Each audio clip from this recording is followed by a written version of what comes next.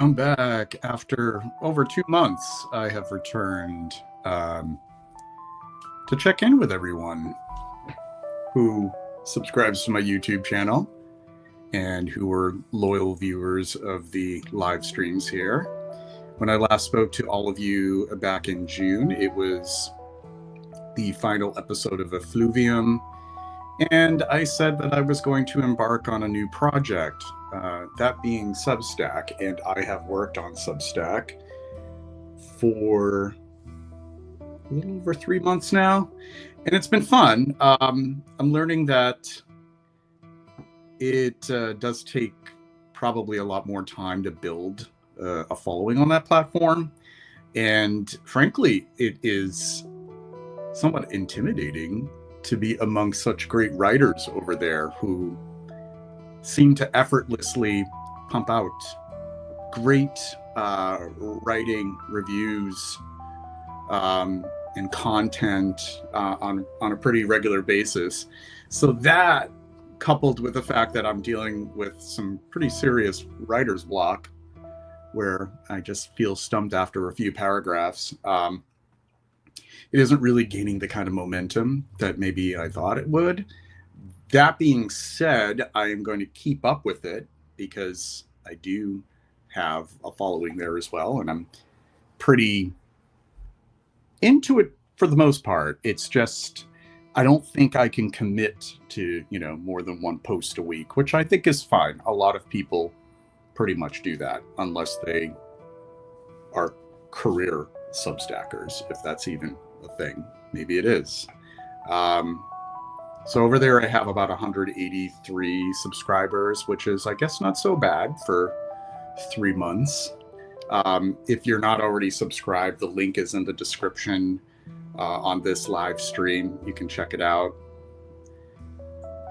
Let me know what you think of my writing, my thoughts. Still a work of progress, still finding my footing over there and figuring out what exactly I want to do with it.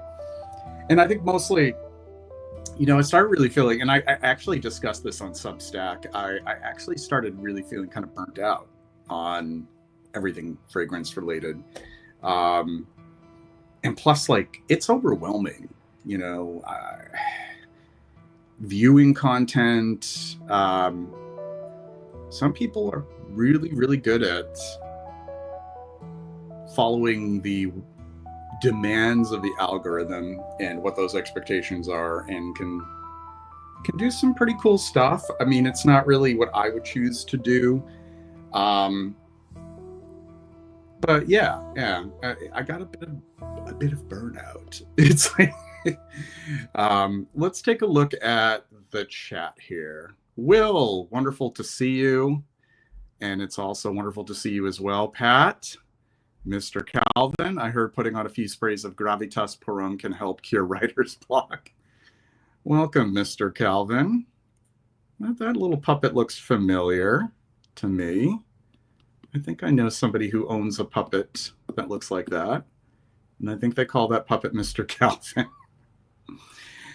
So like I said, this is a check-in.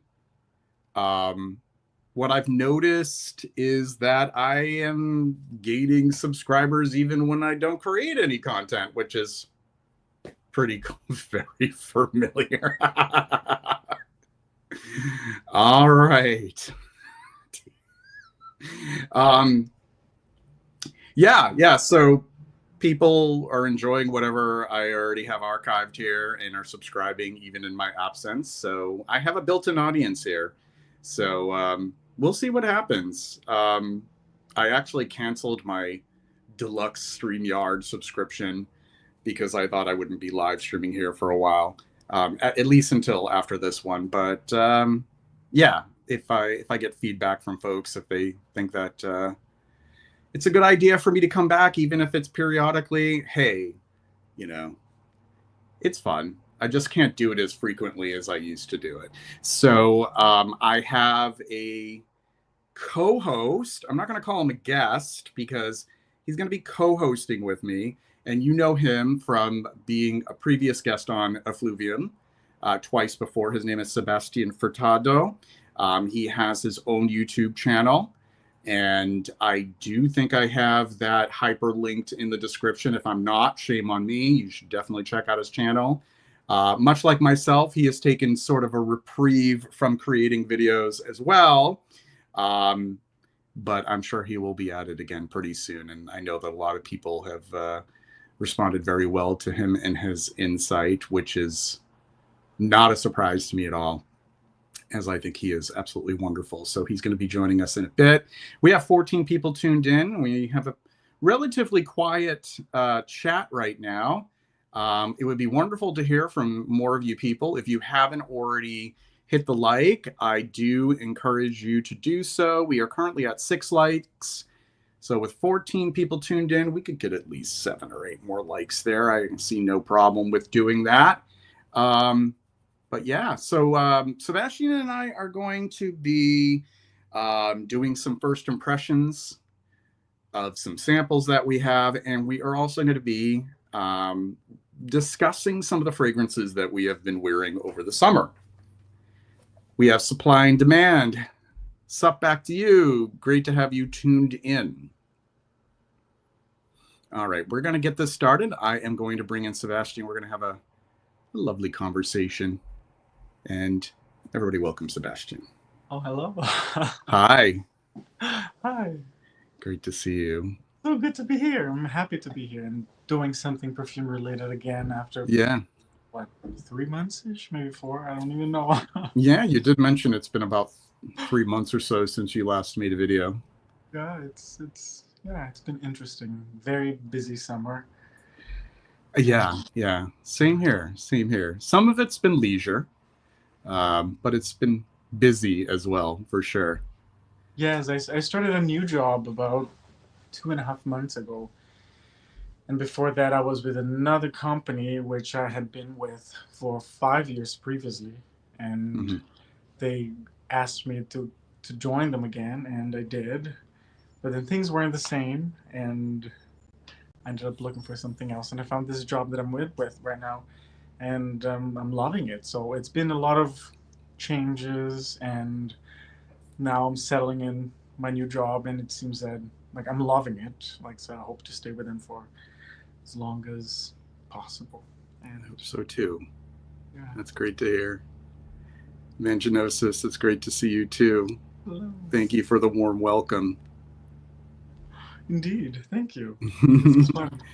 Why don't we get this started? What is your beverage du jour? Or Stella. yeah. I'm actually having Stella. tequila. I don't know what it is about. Yeah, right? Summertime and tequila. Oh yes, even though it's like 15, no, there's about 20 Celsius here right now. Our summers aren't warm, super warm, and yeah, we haven't had a lot of hot days this summer. Even though we were in Europe for about 2.5 weeks, and it was really hot. It was the first time in Europe in the summer and last, unfortunately, because we did not like the heat, extreme heat. It felt that it was hotter for some reason than what we're both accustomed with. Now, are there wildfires near where you are? I know that we're getting I don't think very close to where you are, but closer to you than to us, because we're getting some smoke that is migrating over to New England from wildfires from sort of that area. On Sunday, thankfully, this year we haven't had fires that threatened our community like we've had in the last few years, but we have had a few fires near us, and we're getting a lot of smoke recently in the last week and a half, I would say. Sunday was the whole day was as if there was this extremely dense fog that you couldn't see 100 meters ahead of you, and even on the highway it was just like insane. I hadn't seen that much smoke in a long time. Gee. But we had rain overnight, and Monday and Tuesday was good. Both days were very good, but today it seems like there's some smoke in the air again, but not nearly as bad as it was on Sunday. Mm-hmm. Yeah. So why don't we get started with the fragrance talk? You have 3. I have 300. I mean, I I have have a so many, lot but of. it's like I'm just gonna keep this as simple as possible because No, I really admire you for keeping it simple.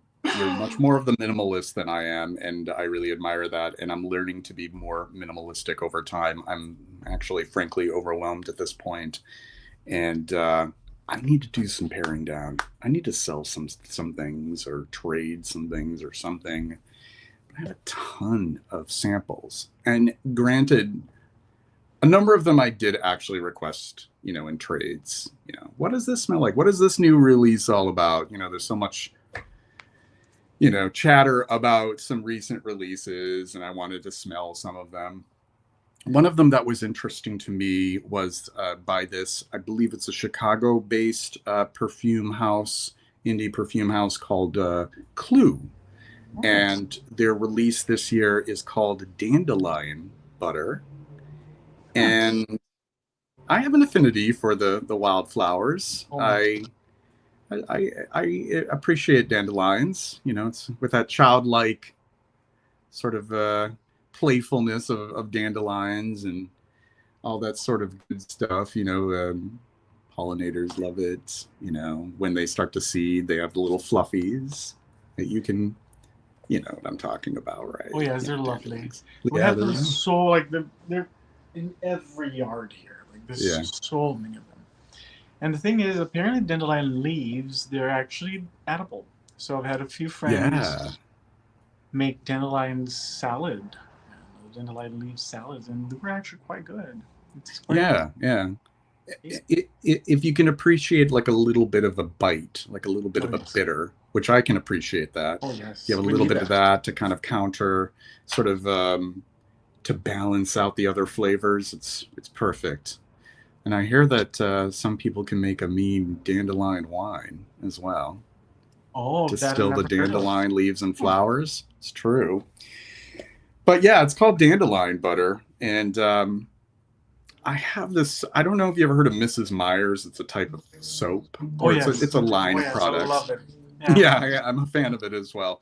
Whoever are the fragrance technologists or perfumers behind compounding their scents, they do such a great job. I mean, some of them smell better than some fragrances that I've smelled. Like I can actually, imagine myself wearing a fragrance that smells like this soap. They actually have a dandelion, and I just finished using it, and it was really good. Yeah, they have one. They had a few for the summer. They had daisy and grass, and a few others, and they had dandelion as well. So I think that's one of lavender them. is And my favorite. Yeah. what's that? I think lavender is my favorite of theirs. The lavender is a classic. That I was like love one it. of the first ones. Yeah, and it's like a very voluminous lavender too. It's Oh like, yes. yeah, it's really really good stuff. Well, There why don't we? aren't many. Oh, Go go ahead. ahead. Sorry. Sorry, No, go no, ahead. we can still talk about Mrs. Myers. No, no. I was just saying, like, it just reminded me of something else. There aren't many perfumes in my wish list right now. I actually used to have a wish list on my phone of all the perfumes that I wanted to buy, but I don't have that anymore. But the only two that I can think of that I really, really want right now are, um, um, oh my god, the lavender one from Chanel. That's Jersey, Boy or Jersey. Yeah. Jersey, and with Jersey, I have had a lot of decants, and I finished them all, and I was like, Yeah. okay, I really, really want that. And the other one is it's to replenish one that I already had, so it would be just like a little just replenish. It was Poivre Samarcande from Hermes, Mm, and mm. that's it. Like just Mrs. Myers reminded me of Jersey because it's that beautiful lavender, and I just like, oh, I really want it. That's really, yeah, it is really well done for sure. I can't decide if I prefer Boy over Jersey. I think Jersey's more unique to me. Yeah, I really think it Yeah. is. Yeah, it's Oh, hello, beautiful. sweet milk. Mm. Nice little glass of milk. I like sweet milk. I like sweet and condensed milk. As a matter of fact, there is this coffee shop in my town called Sweetwater's. It's a chain, and they have something called French Vietnamese Olay. Now, speaking of bitter, they use chicory root in the coffee. So it's like a take on a Vietnamese coffee, but they have also chicory root, which adds like a little bit of this, little bit of that bitter kind of like, I don't know, it's just like an invigorating kind of bitter to it. And of course, the sweetened condensed milk, because we're talking about like a, Vietnamese coffee. Yes. And it is sublime. I love drinking it. Yeah. That's really Yeah. It's really good. Hello, Robin, HSKM369. Great to see you again as well. I'm glad to be back. So why don't we get started by having you do your first I hate being redundant. The first of your first impressions. Which one would you like to start? You were sharing with me the three that you have.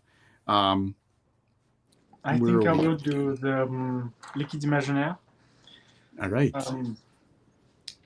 Yes, I think I'll do that one first because I have, I'm not going to say high expectations, but I think it's the one from the three that I'm going to like the most. So instead of saving the best for last, which I hope it's the case, I'm just going to go ahead with it first to get me really pumped up and excited. So this is Liquide Imaginaire, and the perfume is Fleuve Tendre. Fleuve Tendre. So let's see.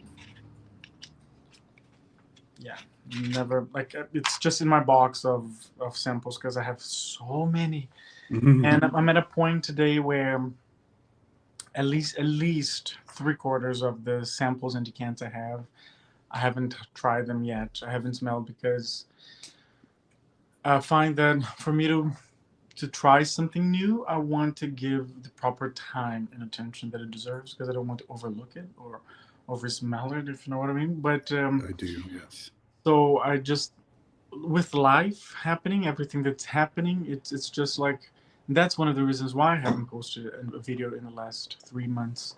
It's because I just haven't felt like because like I believe I've made it clear on my channel that I only I only do a video and post it when I'm feel like evoked by the perfume, like the perfume is talking to me, the perfume is asking me to talk about it, and I haven't felt that in a while. So, but it's changing, and I'll be back soon, hopefully this week or maybe Monday or Tuesday next week. Highly anticipated. So let's do this. I love the notes breakdown. This is. I haven't even looked at it yet. Ooh, you're going in blind. Oh, I'd love to see what your impressions are compared to what the notes breakdown is. There's no wrong interpretation, but I love doing that. I like when you have one person who's looking at that detail, and then somebody else is just going to go use their complete, unbiased assessment. I like it, but I feel like I've smelled 100 perfumes that smell like this already. Yeah. Is there some sort of characteristic about it that just seems so similar to a lot of other releases? Are we talking about more recent releases that have these same tropes, if you will, or? It makes me think of some sort of a classic men's-ish perfume. But now it's going more into that unisex style. I feel like maybe some vetiver here. It has this herbal quality that I do enjoy, but like I said, like I really think I've smelled this like so many times already. I will need skin for this. It made me think of something in the realms of Bellamy by Hermes, Okay. but softer, not as earthy, not as strong. It's nice. Not as robust in feel. Yes, it is. It does feel very robust, but with a soft side at the same time. So let me check here. Yeah. So it's fruit. And This comes in a blue bottle. Whether the glass is blue, I don't know if the liquid, the liquide imaginaire is blue, or if it is the I think glass. it's the glass, because It's the glass. The juice glass of itself the is ones I have are the color of they're pink. The bottle itself is pink. yeah. Okay. Yeah. It's interesting. Which is an interesting color choice. Not that I can smell this, because I can't. You're the one smelling it, but as soon as I saw the color of the bottle, I said, "Yeah, it's pretty much what I would expect to be like a man's target." Oh, okay. All right. Yeah. Yep, I see the 100% of the comparison with Déclaration du Quartier, the classic. Yeah, Déclaration. Yeah. It has that cumin-ish hint. I don't know if cumin is listed here. Let me check. From my end, yeah, it is. We do have cumin, coriander, cardamom, that great holy trinity, if you will, which I do believe also appears in Déclaration. Yeah. They go very well together. Oh, I know this. Just like, exactly. It reads very much Déclaration du Quartier, but with the cumin settled like a lot less prominent. It's nice. It's not knocking your socks off, though. No. It has Pitalia, which is, I believe, still a captive.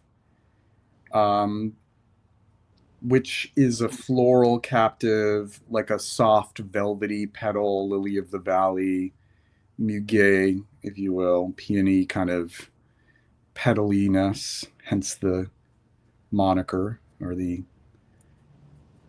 I mean, it is really nice though, but like I said, like I have Déclaration, and it would feel redundant to have this, and so right now we're just like, okay, get rid of. I will not even wear it because. Very well then. That's fair. It's like wait to test samples. I'm like, oh yeah, that's good, but. Yeah. Well, I think it's almost a relief sometimes, like when you're smelling things to not be swept off of your feet, because it's one less thing that you can obsess over. Absolutely. Just you can put that aside. You don't have to worry about that one anymore. So I was mentioning the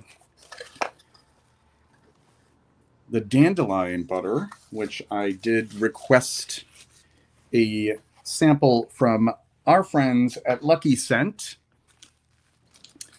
in the bubble wrap, of course. We have 14 people tuned in. Thanks to each and every one of you for watching the live transmission of this stream. Oh, and wouldn't you know it, the first one I grab out of a group of them is the Clue Dandelion Butter. This is the ASMR portion for people who need that. All right. I think I'm going to just try this right on the skin. I'm throwing caution to the wind here. This may be a good idea, or it may be really regrettable. But we'll find out. So a little dab will do ya.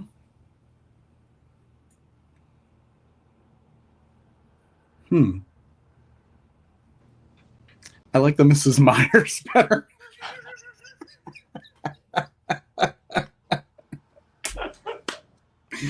I like Mrs. Myers better. And this is not bad, but you know that I think you're familiar. I love green. I love leafy green, galbanum, grassy, cis-3, hexanol, whatever all that craziness is, like very green scent. So I've smelled a lot of them. And this one, it's nice. But it isn't anything that really stands out to me. And it doesn't really say dandelion to me. It says more like, this smells like a freshly mowed lawn, which is good. I like that. But you want something. You want that dandelion butter.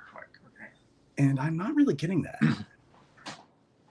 There is a little bit of a lactonic aspect, which I can appreciate, which, if you really think about it, kind of makes sense for leaves because they have exudate in them. You know, they have things that are kind of lactonic in them often. Like if you think of certain weeds and plants like milkweed and so forth, they do have something like that. It's nice. I wouldn't say no to wearing it. If somebody said, you must wear this today, I'd be like, well, I'd be delighted to. But I'm not really floored by it.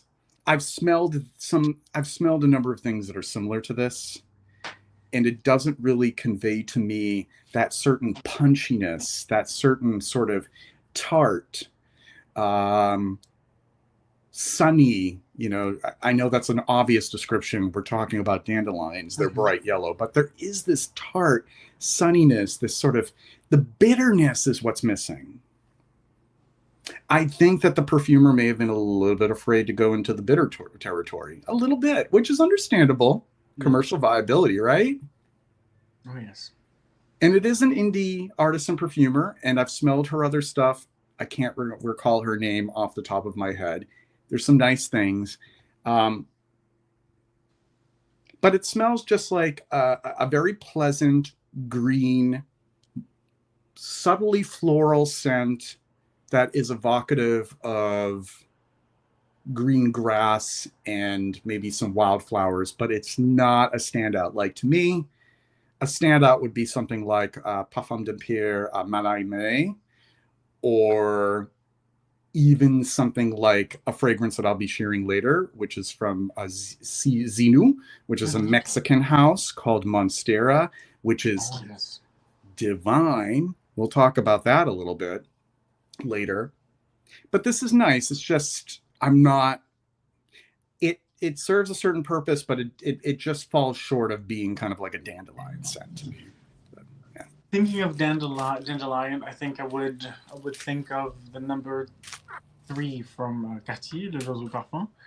That one, yeah. I'm not sure if you're familiar with it, but I think it goes there.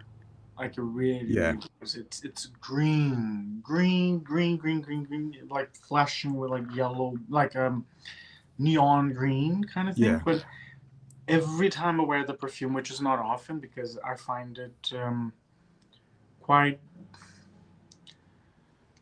it's so green. It's like it's like you're squishing grass and having that green liquid on your hand. Yes, it's that green, and it's very beautiful in that way. And I think most of the perfumes from that collection, they go in a space or in a place where it's very free and it's very,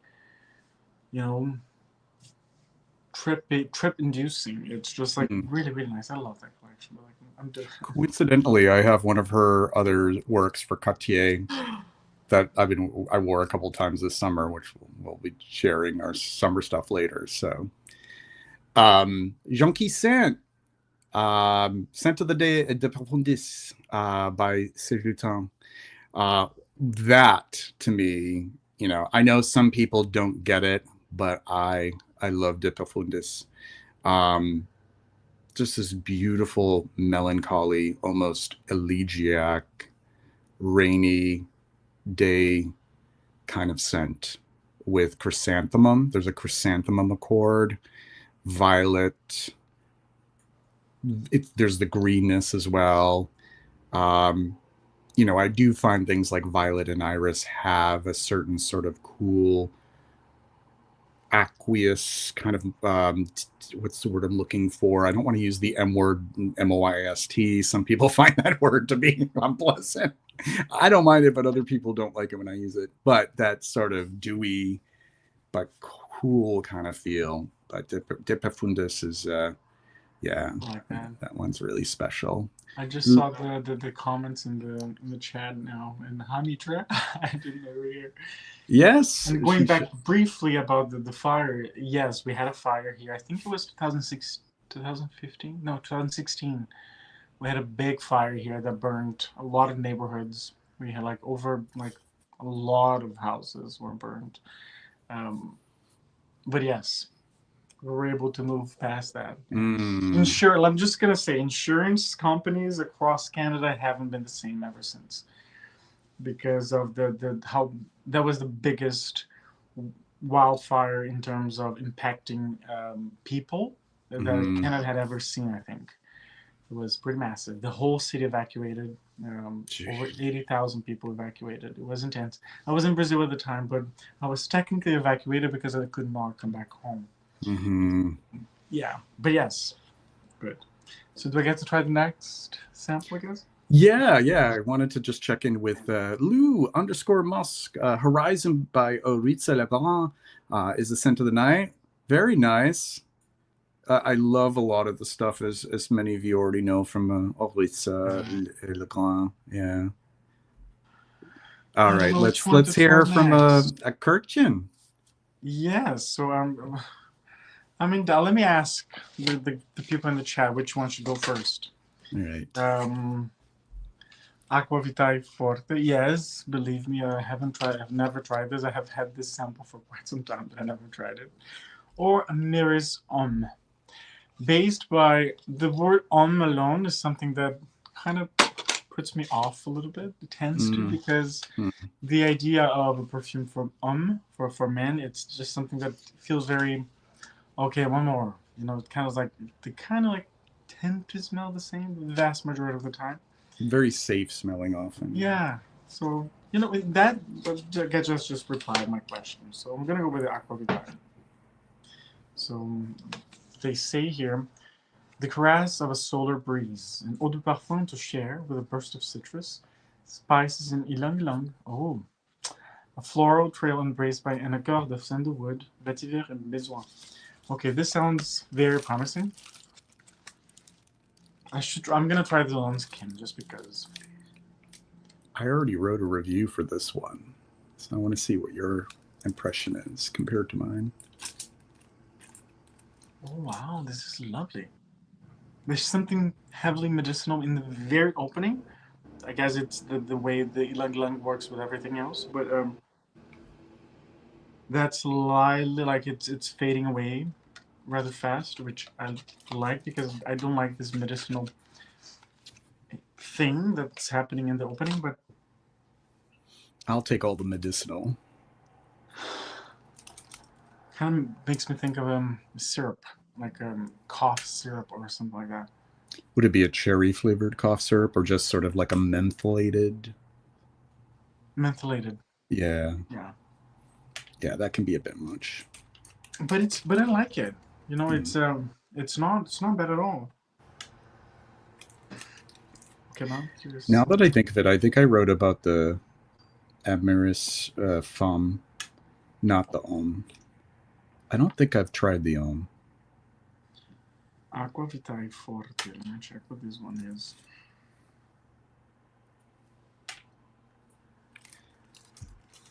Lou_Musk, Musk, singular, not plural, sorry. Are there any vintage fragrances that you consider to be a lost masterpiece? Oh boy. Oh, there are many. Many. Oh God. Yeah. For some reason, Le 10 from Balenciaga is what to me is considered a lost masterpiece. There's others that would come to mind. It depends on how far back in vintage we're talking about too. Yeah, Scheherazade from Jean d'Après.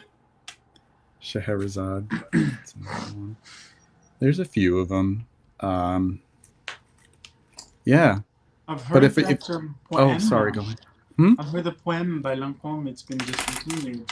Oh, which one from Lancôme? Poème.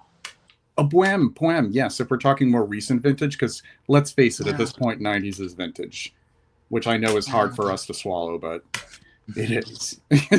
I hope it's not a case. I hope it's not been discontinued. If it is, I will have to get a bottle like ASAP because I love that perfume. It was part of my childhood. Yeah. One of my favorite aunts. My other aunts were on the list. We're not here, so that I can say it.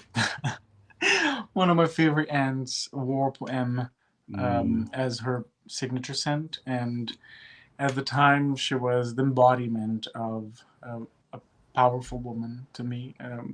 She had left marriage. It wasn't an easy divorce, and then she managed to come out on top of it, and then and seeing her getting up because I would go often to her house, spend some days, Right. weekends mostly, and she would still go work on Saturdays, and seeing her getting up in the morning and um, like walking around the house and smelling poem was just like, oh my god, this perfume smells so good. So that perfume became a symbol of statement presence, of powerful presence of It a woman, is. and I It's love that. definitely a statement. Love Hmm. it.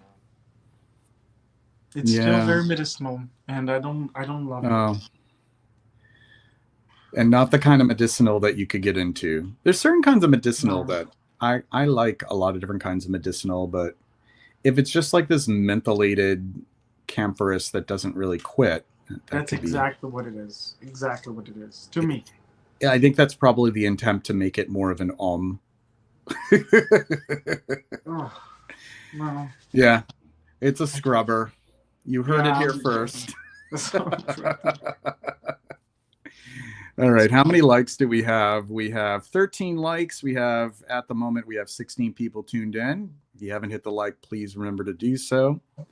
It will help people discover this channel and content like this. Thank you very much.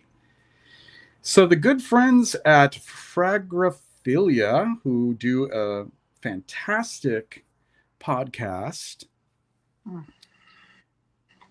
sent me over a slew of samples here. So I'm going to read them all off, and you can chime in. The chat can chime in what they might want to have me sample, what they want to hear about or hear my thoughts on.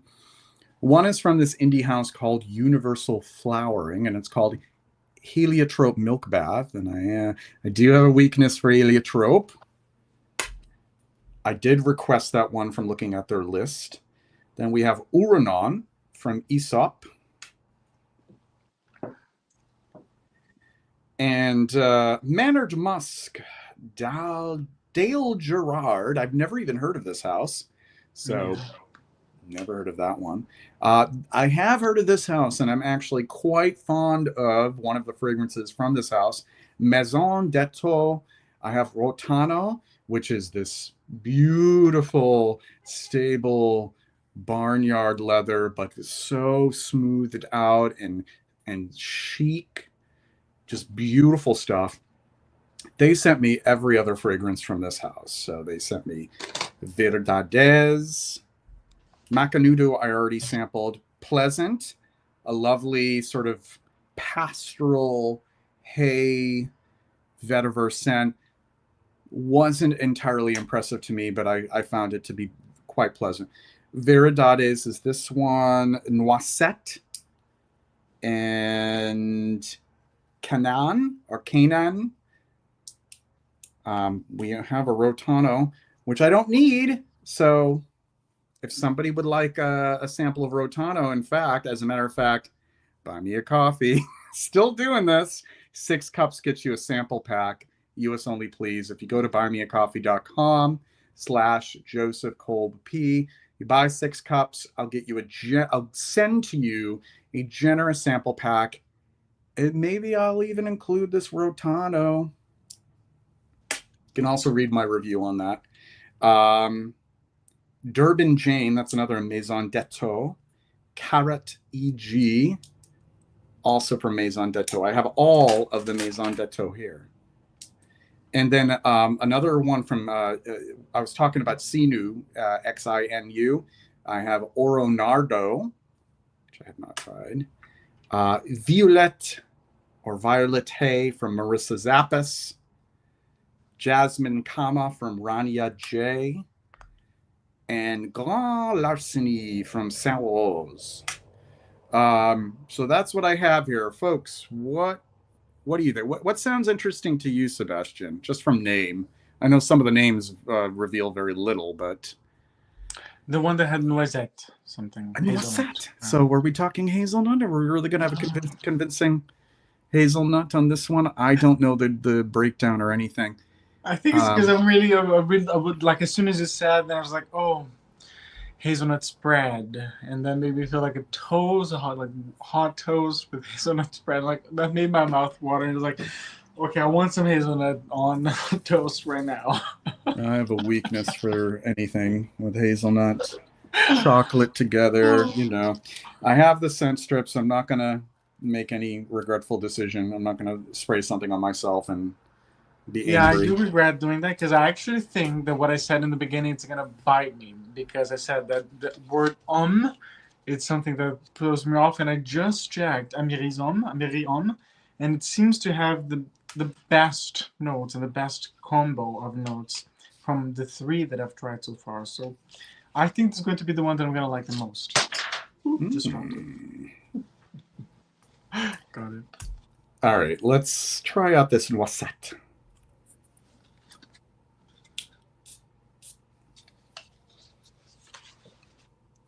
Here we go, slowly approaching the nares. It is not reminding me of hazelnut yet. There is this trigeminal effect, though. I know I mention this a lot. As a matter of fact, I did mention it in a review yesterday.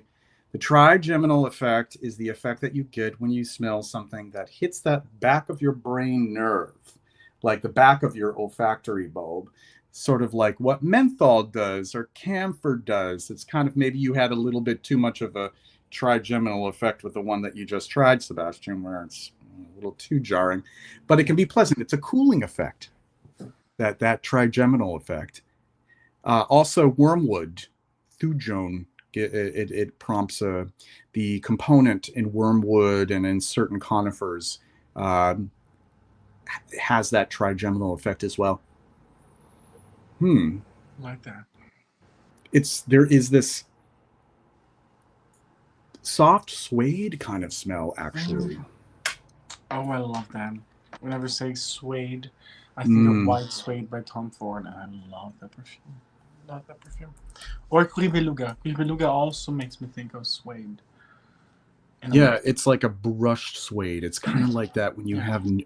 I used to love Clark's, the shoes, and I had a collection of Clark's. I was pretty crazy. This is back when I was in my 20s, and I had the Wallabies and Desert Treks and all these limited edition types. I was a shoe fiend back then. And a number of those shoes were suede. Now, yeah, I love suede too. And it smells very much like suede, but that could just be sort of my impression. Maybe it doesn't have suede in it. Actually, now that I smell it more, it's more like a lavender and orris. So that kind of makes sense, because like if you have that orris and that lavender together, shoe addiction. Yeah, I did at one point. Yeah, this is a very lovely aromatic, but it still smells like soft suede. Like a brand new pair of, I imagine, like gray suede. Oh, I love that. I love that.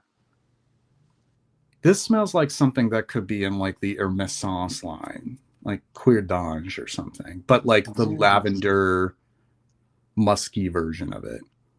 It's really nice.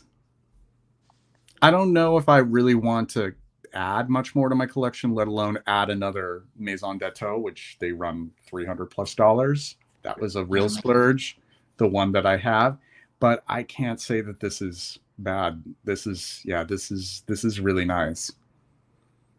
Really pretty stuff. Yeah, yes. I'm not looking to add anything into my collection either. No, if anything, it's mostly backups of what I already know and love, and will never get tired of. That's pretty much it. Because you're much more of a practical collector. Yes. I'm sort of more of the, I want a museum, but my museum's too big now, and I don't really need to add to it anymore. It's overwhelming. For me, it's like if I'm not gonna wear it, I can't have it. Yeah. Like it's pointless for me to have something that I'm not going to wear. It's yeah, no. And that's a really reasonable approach out of the many different approaches. Um, so yeah, if you're not going to wear it, don't buy it. But I'm not. before I'm I not. I'm not prescribing that to anyone because obviously I can't wear everything I can. But I find it's a very sound approach to, you know, fragrance buying, especially when you want to be, more. like I really like loose questions. Before I go on with my next sample, I would like to us to answer his actual two questions. So Oh, you want to go back the first to one is, in your collection, what do you feel the most historically significant fragrance, and what is yours? mine? Historically It's a significant? very interesting and complex question because you can read it in so many ways, and you can digest like yeah. Yeah, historically significant.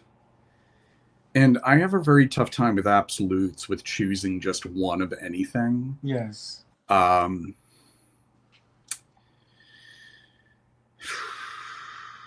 For me, one that it's just See, like you'll have an easier time because you have a much more manageable collection. I mean, the one that has been a I have to staple look at that. historically speaking is Chanel Number Five. Yeah. That one, it's undoubtedly one of the perfumes that has actually even put perfume in a broader scale in terms of societal acceptance.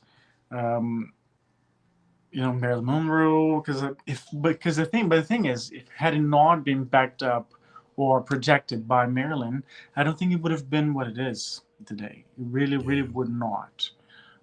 She was a person that put that perfume out there, and it is what it is until today. But there's also Shalimar, because Shalimar was really the staple fragrance in terms of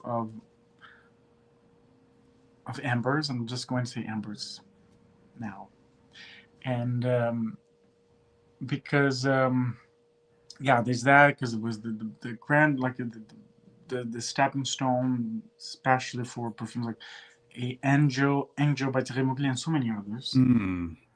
But I think it's number five in terms of historically speaking, in a broader scale of acceptance in society worldwide. I think was Chanel number five. Everybody knows that perfume. Everybody recognizes it. But if you're talking about Shalimar or Vaux de Nuit or any other perfumes that to me carry even a heavier historically meaning, Mm. people don't necessarily know what they are. But in terms of yeah, if talking in that sense, I would say number five. It's the most. For me, I would say Coty Chypre. Yeah. It was the first Chypre that put the genre into the limelight. There were others before it, but that was the one. That was the standard bearer, and that's what heavily influenced Guerlain with Mitsuko, which also could be part of. I mean, that's historically significant as well. Um, I mean, there's some others too. I don't Oh have the yes. original Fougère Royale, but even the Rodrigo Flores Roux version of Fougère Royale is wonderful, and that is historically significant. Guerlain Jicky, um, Coty Emerald. Mm-hmm. Um, I could keep naming historically significant ones. I Oh know yeah. that you only asked for one, Lou Musk. I think of Edmund Rudnitska hitting the scene, and Fan Walshas, um, number 19 did something kind of special. I like it. It's yeah, but I'd say Coty Chypre. Yeah, that's historically significant, and I have some, the original of that, Oh which is wow. yeah, Oh yeah. No, I don't have that one. yeah. And then he has another question that I also really Yeah. Good questions, Lou. How do you philosophically approach the death of a fragrance when it's discontinued? To me, it's just like it was good while we were lasted. Yeah. Like I'm not one to cry over discontinued perfumes. Yeah. Especially because I can't. I just can't put myself in that position because I have a collection of over 500 bottles. So I'm just like, okay, one discontinued, one is gone.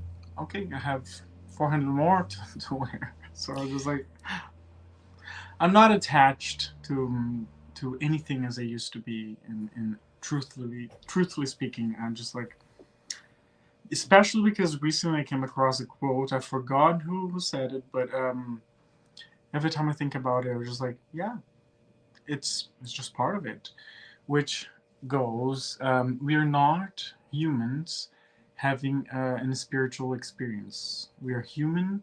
We are We're spiritual beings. we're spiritual beings having a human experience, Yeah. and this is a trip. And I'm here to evolve as much as I can, love as much as I can, and the next step, it's gonna be where it is, and I'm gonna see what happens next. But yeah.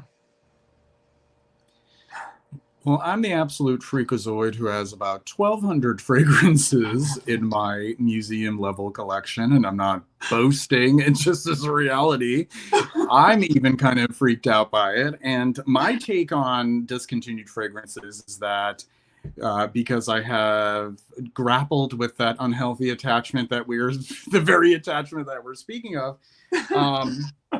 because I have that library of fragrances, the paradox is I am not concerned because I have the discontinued fragrances and they're part of my, they're part of my collection. And because I'm a collector just as much as I'm aware of fragrance. So if something gets discontinued, I have a pretty okay time with it. I understand the reality of the fragrance industry, and some things just need to be discontinued because they don't sell, or because they cannot be reproduced with the changes in the way that fragrances can be formulated and restrictions in that. And people who are already familiar with my take on that is that I don't obsess over those changes and how I might wish that they didn't happen, because once again, that's like an unhealthy attachment. It's like, I think that we're doing pretty well as far as having fragrances that smell absolutely spectacular today. I'm not one of those gatekeepers who thinks, vintage is where it's at, and fragrance hasn't been good for 25, 30 years. I agree. I think that there have been a lot of ways for us to work around that. And we also have to understand that fragrance, while we do know that it is an art and it is a creative expression, it also is a craft and it is a consumer product. Mm-hmm. So if you want it to be viable for those who create them, and you have that empathy for those creators, you would probably wish for them to have things that sell, right? Absolutely. And something else is, what if like, I'm always up for trying different facets of a perfume, like Shalimar, like the millésime, run. It's just like, it's a great example of that. We have the classic, but we also have, the idea of flankers is something that I'm not against it at all, because what if Shalimar had this. Okay, what is the note that we haven't really seen amped up in Shalimar yet in the millésime collection? That would be, and the people are hoping it will come, would be rose. What if Shalimar had more rose in it?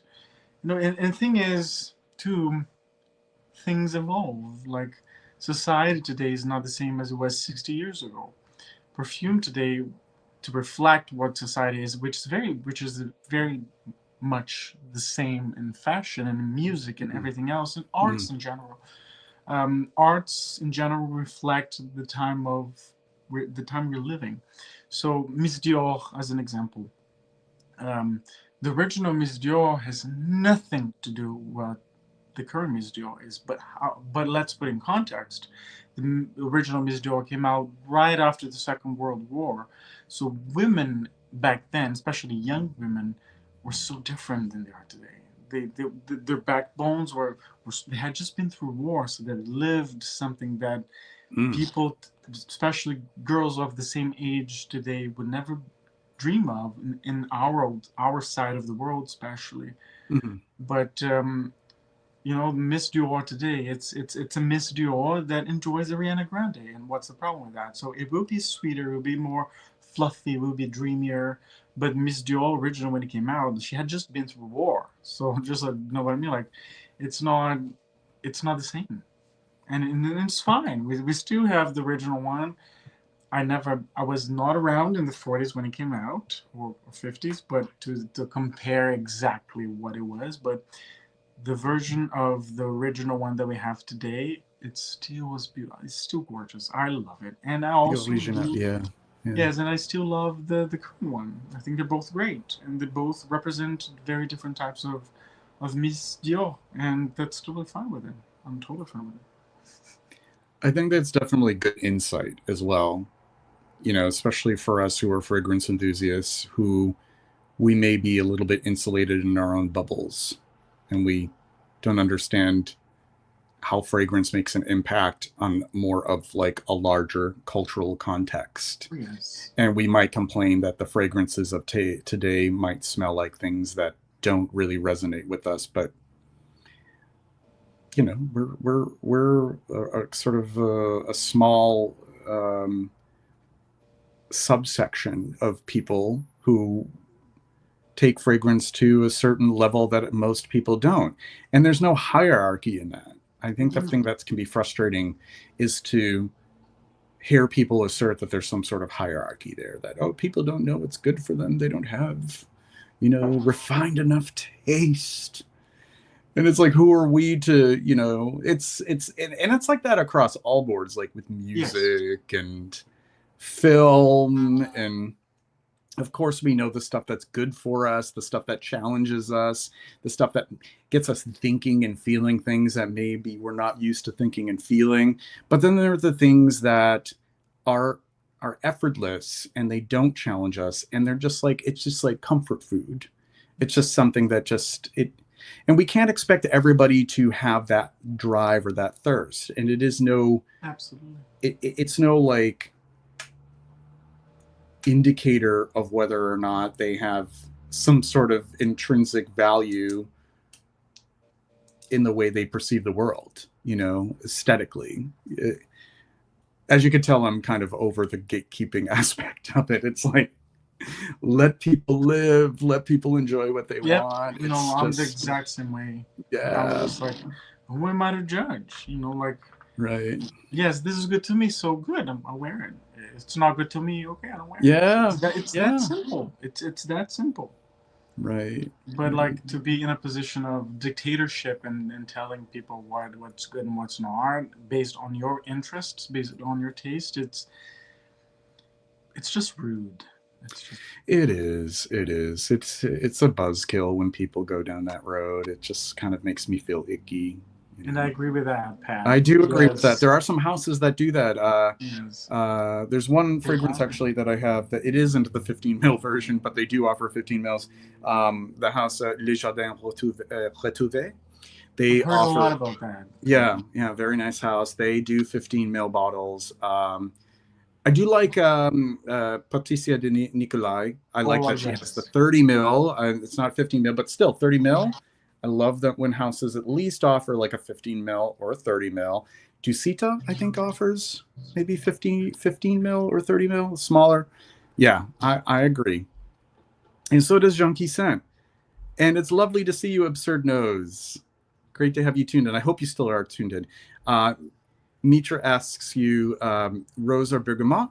Speaking of that, have you tried the upcoming Shalimar Essence? Not yet, but I'm quite excited. I must say, if it's gonna be like people are saying that it's very similar to the Chalimar Milesi Vanille Planifolia.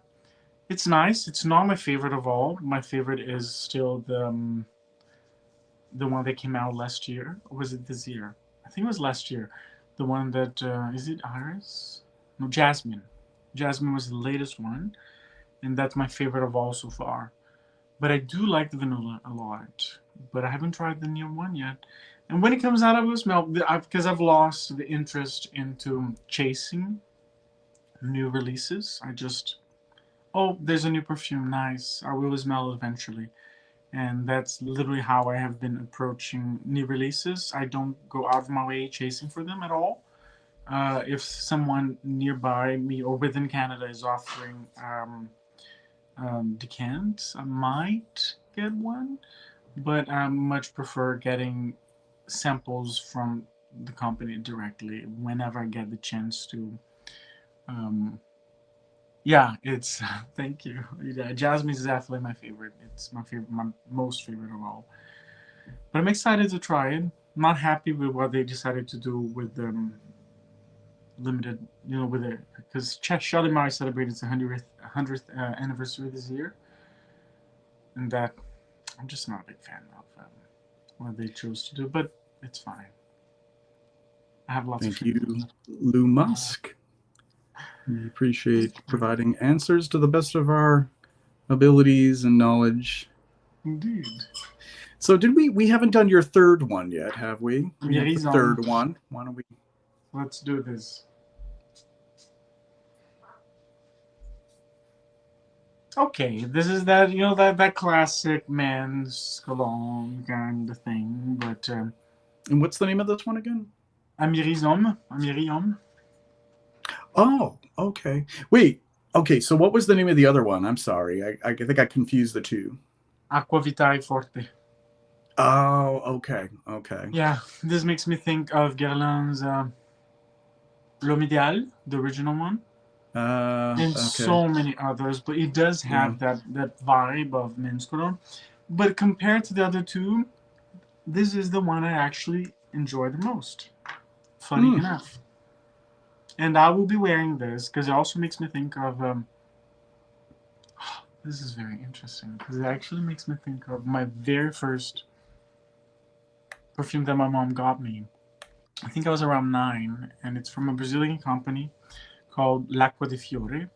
So it's very interesting. It's an Italian name, and this is just like it. It's the name of it. I remember vividly. It was called H2O, and came in this cardboard box, and it had this like string that wrapped around it to close the thing, and the bottle was square, and it was matte looking, and God, it's like going back in time, and yeah, I would actually buy this simply for the memory, the olfactive memory point, making me feel and think right now. That boy, a 9-year-old boy, loving and feeling so happy and on top of the world with his first perfume. I'll bet we got a small travel size of this. Yeah. Yeah. Yeah, this is lovely. Good memories. Oh, nice. It's evoking good memories, and I'm happy for that. So this I'm keeping. Good. There was a winner. Yes. There was a keeper. Very nice. So I narrowed down the ones that I listed earlier to 2 because they're the 2 that I'm most interested in smelling. And it is the Heliotrope Milk Bath from Universal Flowering and Violet Hay from Marissa Zappis. So let's get a vote. Which one out of the 2, Sebastian, would you choose? The first one. The Heliotrope Milk Bath? I love Heliotrope too. Me too. Love it. Me too. And smelling the flowers, like the real flowers, is like something out of like a like a dream. Like you're just like amazed, like how do flowers smell like this? So for the people in the chat, heliotrope milk bath or violet hay?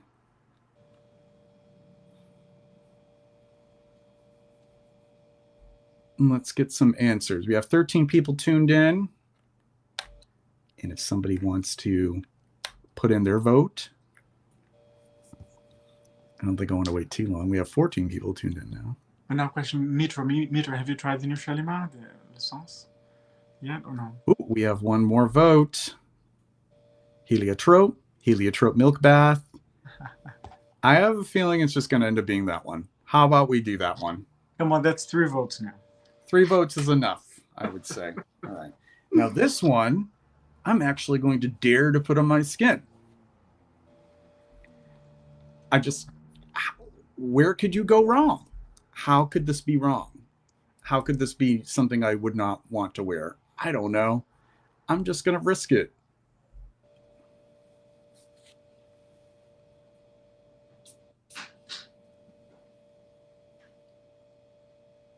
Ooh.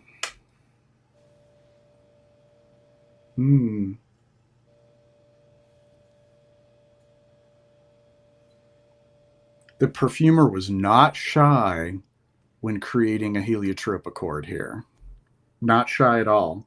As a matter of fact, this smells very much like a heliotrope scent from days of yore, when they were not shy about musks either. So this is a very musky. I would be inclined to file this under like a boudoir kind of scent, like something sensual. Ooh. Something a little carnal about it, a little. Well, like that. Yeah. Because sometimes heliotrope, I love heliotrope and fragrance, but sometimes there is an innocence to it. And this is not an innocent heliotrope. This is a dirtier heliotrope.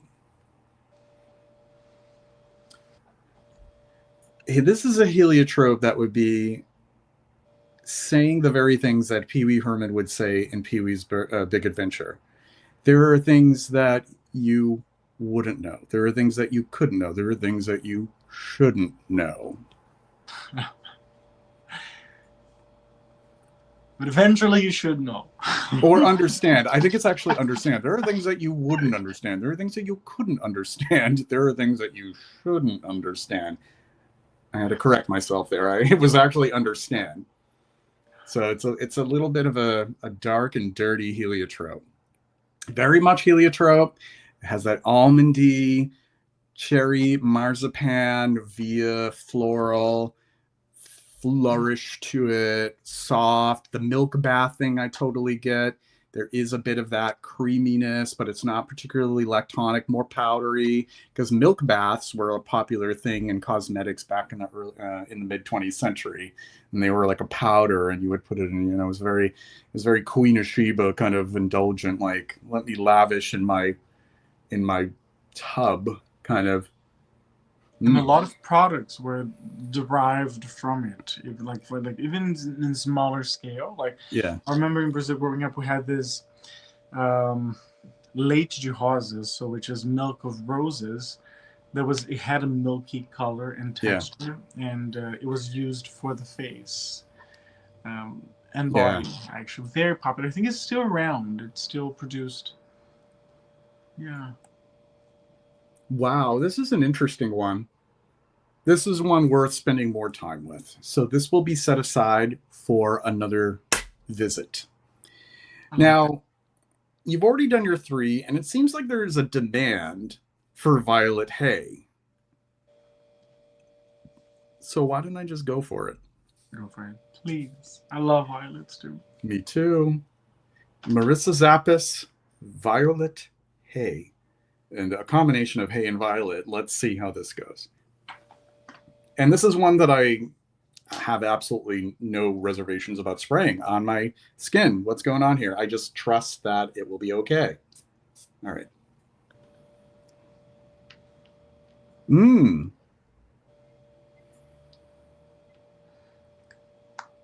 Oh, wow. This is definitely what it says on the label. It's violet and hay. It's I like that. Yeah, it's a very I love that term agrestic.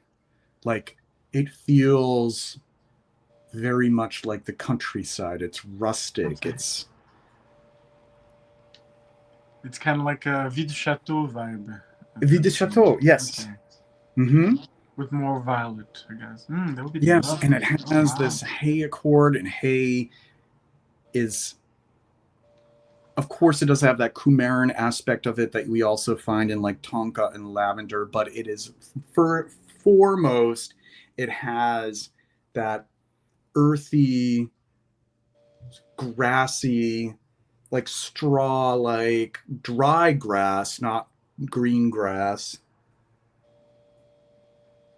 There is sort of a barnyard aspect to it as well, to kind of evoke that, like you're really where the straw bales are. You're at the farm, you're near the barnyard, you're near the horse stable, but there's also all of these sweet violets in bloom as well. So it's like you're on this farm in late April. I love that.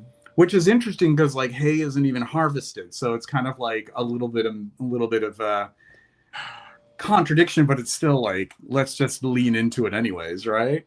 The things you can do in a place like that, it's Yes. Yes. This is a great compliment to the other one because we're taking these two floral accords that have a reputation of being very Victorian and demure, and we're juxtaposing them with things that are not the archetype of proper beauty, but they're still beautiful. So with the heliotrope milk bath, a very musky, carnal, under things kind of heliotrope, and then you have the violet hay, which is this hay that's in this.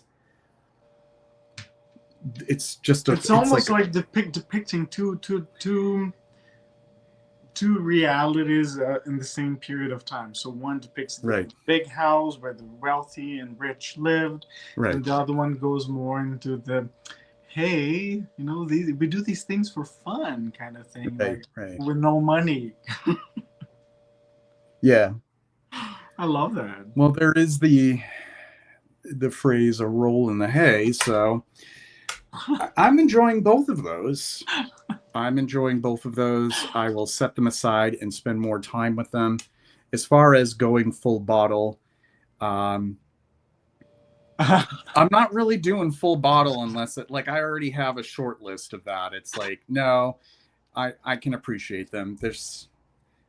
And plus, like, I don't like the way the Marissa Zappis bottles look. They're a little too precious looking for me. I don't know if you've seen Marissa Zappis. Mitra asked what kind of things, and come on, Mitra. Come on. Yes. We know. We know. Yeah. Yeah, there's something very, I don't know how to describe it, very petite nate, like very, like, sort of very feminine. Not that I mind feminine, but the forced affected feminine aesthetic in perfume bottles is not really my style. It's not like what I'm visually attracted to. However, the what's the name? Oh, never mind. Marissa Zappis, you'll get a kick out of the bottles. Maybe you'll like them. I don't know if that would be your style. It's just physically, just visually speaking. I like the universal flowering more. The bottles do kind of remind me of Parfum de Pierre. But when you look at the Marissa Zappis, I do think that the little image of the carriage on it is charming. There's a bow, and you have this very filigree cursive for violet hay.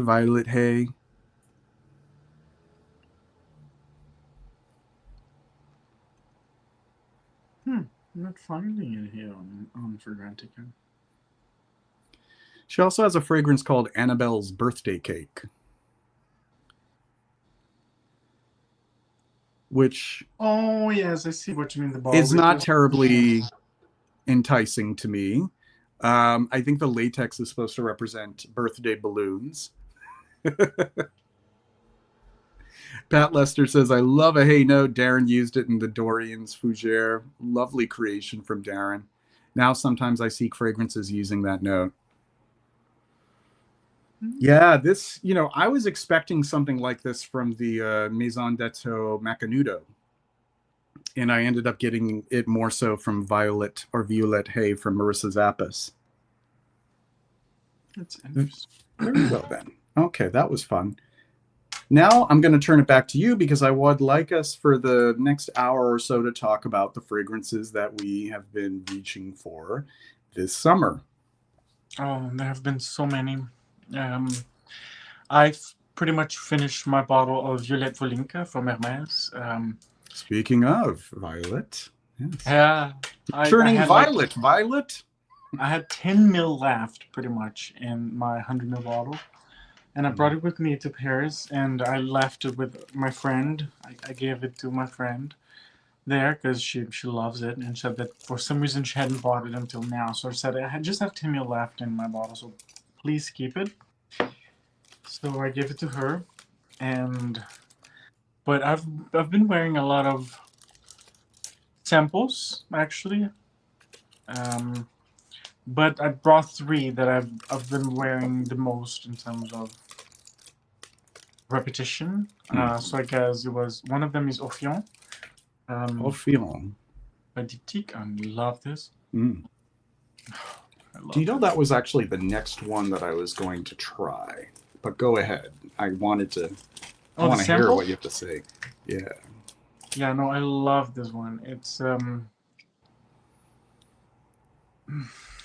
to me this smells like the beginning of okay, this might sound a bit crazy, but I'm gonna go for it. To me, this sounds like the beginning of a wild night in Paris.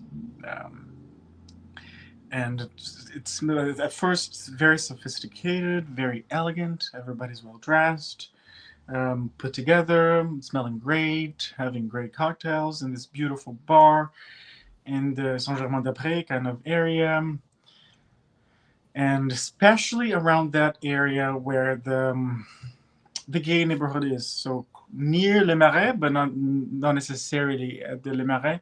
It's the I forgot what region that is, but I think it's close to Saint Germain, Boulevard Saint Germain. But there's one specific spot that comes to mind, which is in that area where the hotel Le Bunker Bois is. Mm-hmm.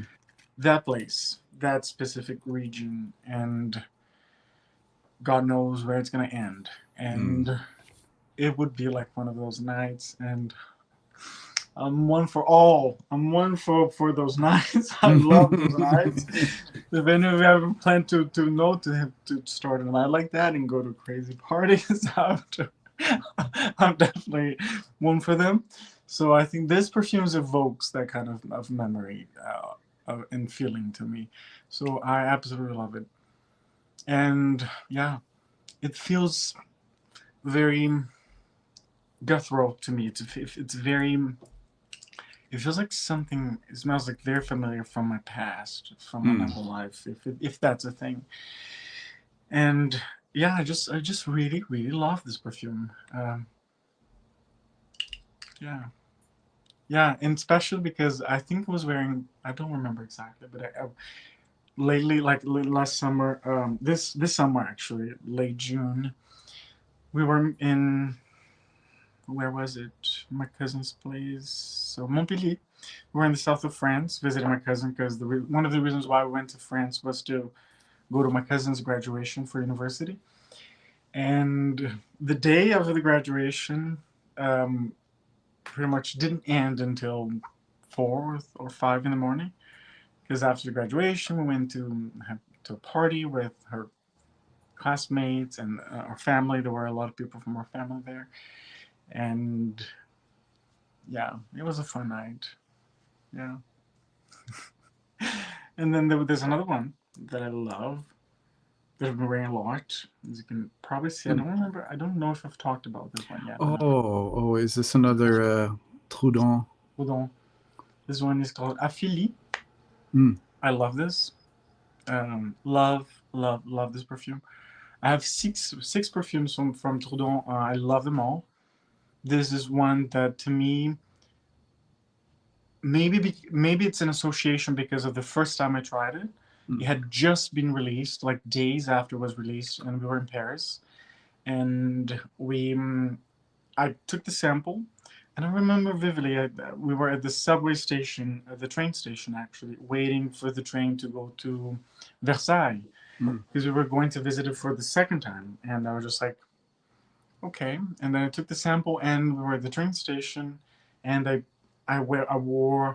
actually wore the entire sample. So we're talking about 1.5 to 2 mils, and I just unloaded the whole thing on me. So I had this the silk shirt, and we went to Versailles, and the Mm. whole day I kept smelling this on myself while in Versailles. And so to me, it it smells like Versailles and the Mm. gardens of Versailles, and I just love this perfume so much, especially because two, it holds that special memory of Versailles, and I do have this association with Versailles. And the last one that I chose Mm. to to share was is this one from Drew Malone, Mm. and it's called Midnight Black Tea.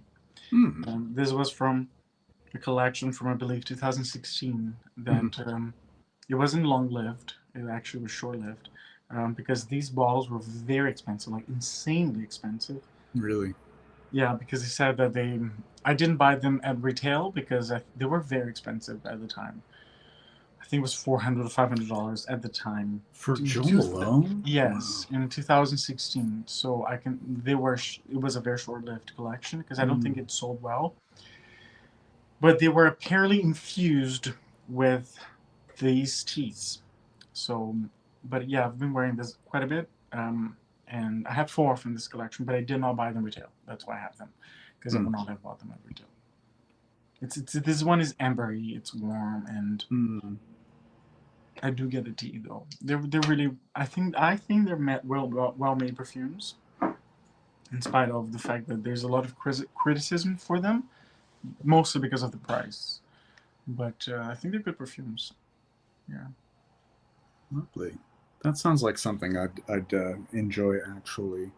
I like the alleged tea infusion, the infusion of the actual teas into the fragrance compound. That'd be interesting to investigate further and research how that's possible. I don't doubt it, but very nice. All right. So I was mentioning I had a Matilon, and the one that I wore, actually, I did wear this today, is this one. It's discontinued though. Roaster. Roadster. How unique is this? This is a prime example of what we were talking about earlier. Like, is it going to sell? It's one thing if it is ingenious and beautiful, but is it going to sell? And I think that Cartier had a very difficult time selling this. And it was in production for a long time, but there finally came a time where they let it go. They let it go from their line, along with the sport version, which I don't know anything about the sport flanker. Um, but this to me is really a staggering creation for a mainstream designer, if you will, fragrance. That a fragrance that could have very well sat on a department store counter for one to explore and try, because of Mathilde Laurent's usage of mint in this.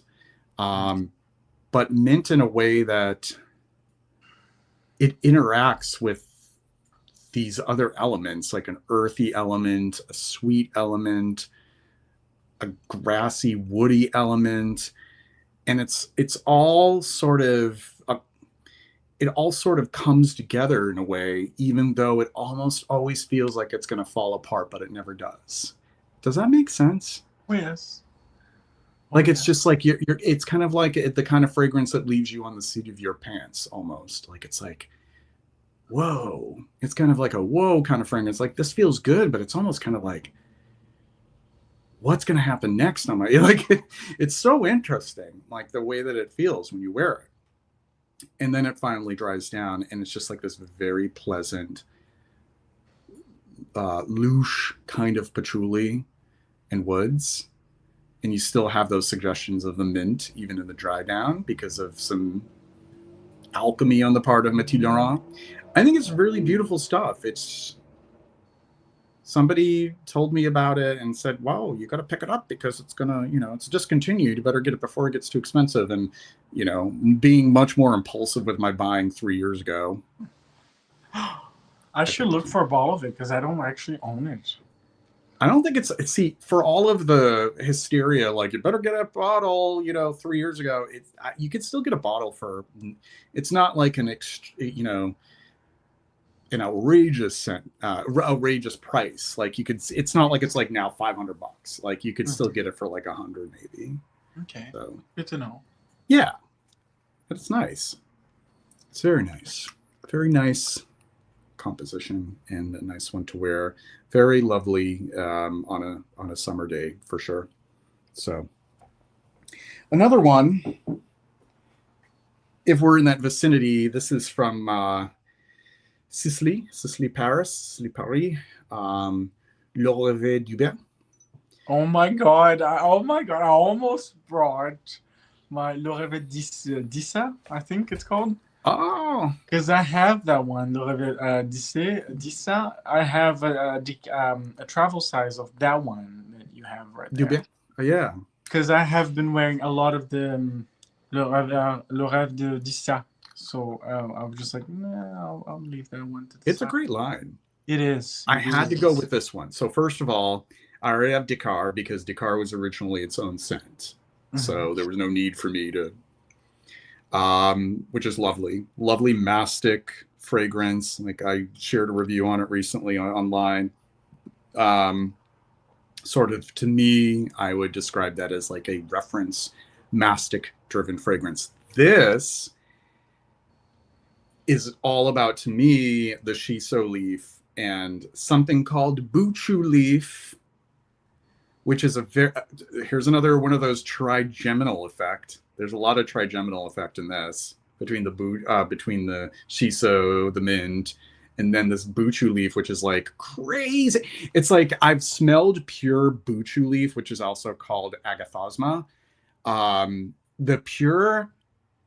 The pure essential oil is knock you out, smelling ammoniac, like blackcurrant times 1,000. You just shoved your nose in a cat litter after a cat urinated, like bang! Like it's like really like an intense essential oil.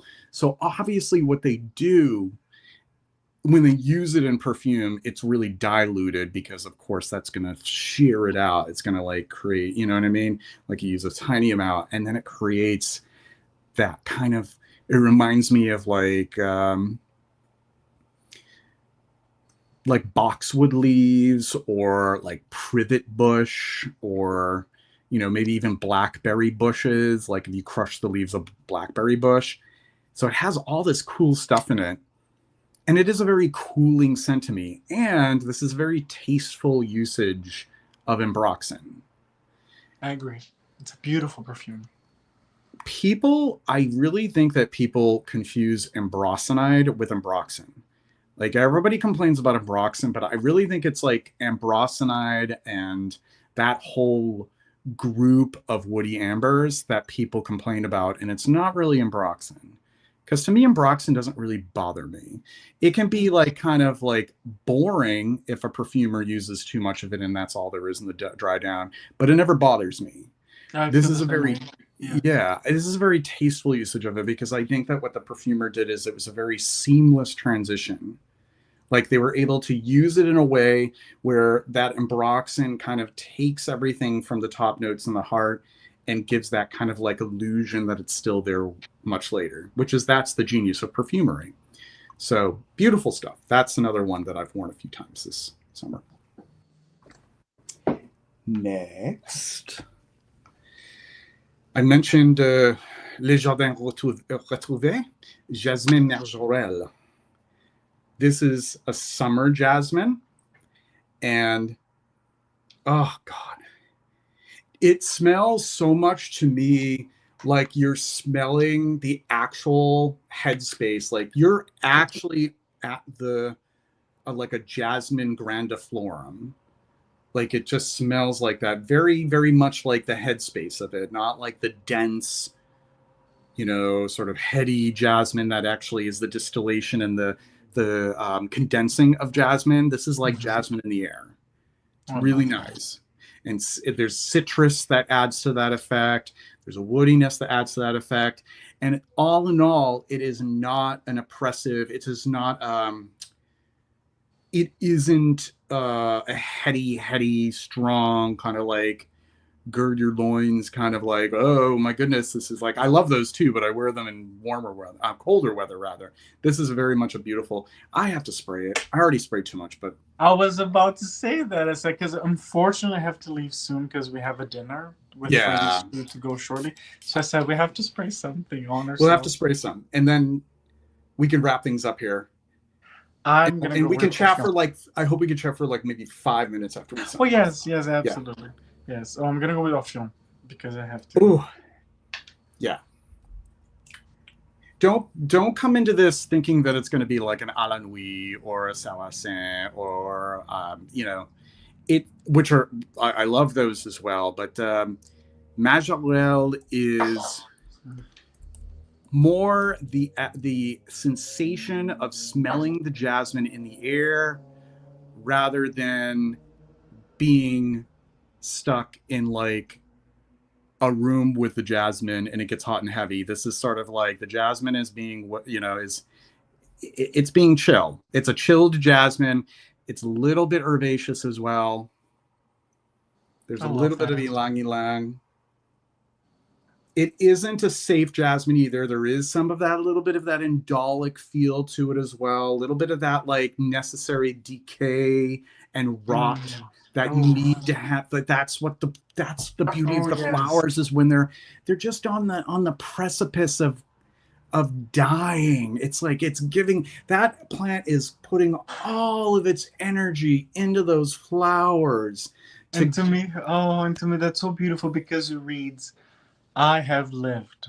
I have lived, yes. And that is the exhale of that. The flowers, when they've reached that point where they're about to wither and turn brown, I have lived. It's a great metaphor for life in general. It is beautiful. And this is what I detect in that well. And I always think that some of the best florals are the ones that are not, where the perfumer or whoever's behind the creative director, whoever's in charge of making the floral, decided we need to keep that because that's what we get when we commune with flowers. Otherwise, it's like a Disney flower. It's like a flower that Snow White is holding on to. We want that. We want a little bit of that decay, that overripeness, that sort of like, I have given my life. I have lived. I have had all these different pollinating insects humping me, bees and wasps and beetles and flies and everything. And I have served my purpose. And now it is time for me to bow out. That's is so beautiful. The oh my God. Of like, and you detect that here, but it's still sheer. So think about it. It's not like that heavy. It's like a sheer version of that. Like, it's the farewell. It is the farewell. I'll see you on the other side. Yeah. But this day, I just special. Professor Value, thank you for tuning in. So with that said, I think you chose about 3 or 4. What you want to call it an evening? 3. Yes, I chose 3. And, and I chose 3. So we can call it an evening. And I'll just speak directly to the audience here. We had about 14 to 18 people during the stream. I think that's not too shabby. Oh, it's perfect. I am not obsessed with the numbers anymore. I'm just happy if anybody who is willing and able and available to tune into these live streams. I actually put my StreamYard subscription on hold until November, but I might change my mind and do something in October.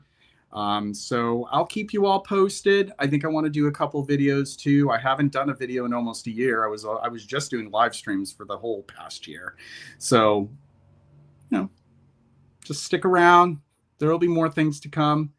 We're going to bow out for now. Sebastian, just stay backstage. We'll chat a little bit before you head off for supper. And everybody be well and take care. Good to talk with you all. Thank you very much for your presence, everyone. And it was great. Questions. And yes, thank you. All right. We'll see you all soon.